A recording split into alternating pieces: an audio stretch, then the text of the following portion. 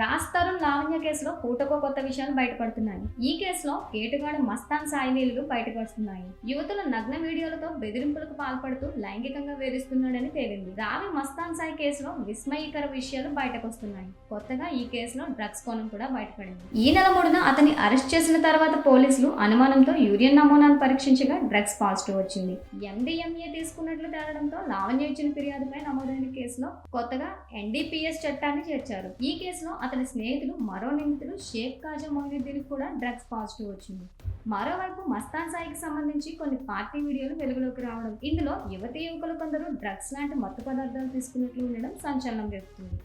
గంజాయి, డ్రగ్స్, పాపిస్టా వంటివి కొన్ని ఫోటోలు కనిపించాయి. బుధవారం వెలుగులోకి వచ్చిన మస్తాన్ సాయి రిమాండ్ రిపోర్ట్లోనూ పోలీసులు కీలక అంశాలను ప్రస్తావించారు. రవి బావాజీ మస్తాన్ రావు అలియాస్ మస్తాన్ సాయి గుంటూరు జిల్లాకు చెందినవాడు. ఇతగాడికి 2022లో లావణ్యతో పరిచయం ఏర్పడింది. ఓసారి పార్టీకి పిలిచి మద్యం తాగించి మత్తులోకి వెళ్ళాక ఆమె వీడియో రికార్డ్ చేశాడు. బయట పెడతానని బెదిరించి లైంగికంగా వేధించాడు. ఈ విషయాన్ని ఆమె సినీ నటుడు రాజ్ తరుణ్ కు చెప్పగా మస్తాన్ సాయితో మాట్లాడి ఐపోడ్లో వీడియోను డిలీట్ చేయించాడు. 2023లో తన సోదరి వివాహానికి రావాలంటూ లావణ్యను పిలిచి మస్తాన్ సాయి లైంగిక దాడి చేశాడు. ఆమె ఫిర్యాదుతో అత్యాచారం, అత్యాయత్నం కేసులు నమోదయ్యాయి. ఆ తర్వాత అతడు డ్రగ్స్ కేసులో పోలీసులకు చిక్కాడు. ఈ కేసులో ఆమె పేరును కూడా ఉద్దేశపూర్వకంగా ఇరికించాడు. తన స్నేహితురాలు స్వాతిని ఎందుకు వేధిస్తున్నావంటూ లావణ్యపై దాడి చేయగా నార్సింగ్ పోలీస్ స్టేషన్ లో మరో కేసు నమోదైంది. ఈ కేసు విత్డ్రా చేసుకోవాలని, గుంటూరులోని తన ఇంటికి రావాలని నిందితుడు పిలిచాడు. పథకం ప్రకారం ఇటీవల అక్కడికి వెళ్లిన లావణ్య నిందితుడి దగ్గరున్న 5 TB హార్డ్ డిస్క్ ను తీసుకుంది. అందులోనే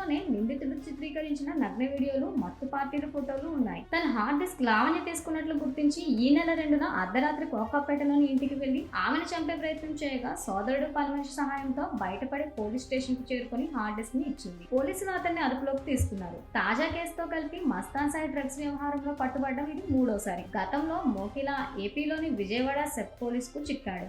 ఇప్పుడు తాజాగా డ్రగ్స్ తీసుకుంటున్న వీడియోలు బయటకు రావడం కలవరం రేపుతుంది. గతంలో మోకిలా ఏపీలోని విజయవాడ సెప్ పోలీసులకు చిక్కాడు.